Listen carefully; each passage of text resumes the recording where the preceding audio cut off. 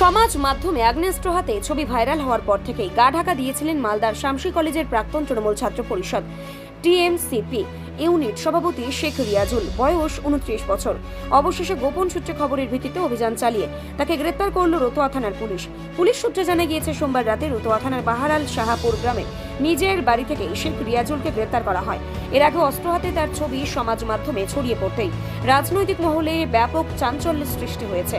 ঘটনার গুরুত্ব বিবেচনা করে পুলিশ স্বতঃস্ফূর্তভাবে মামলা রুজু করে ঘটনার তদন্ত শুরু করে। মামলা দায়েরের পর থেকে অভিযুক্ত আত্মগোপন করেছিলেন বলেও জানা যায়।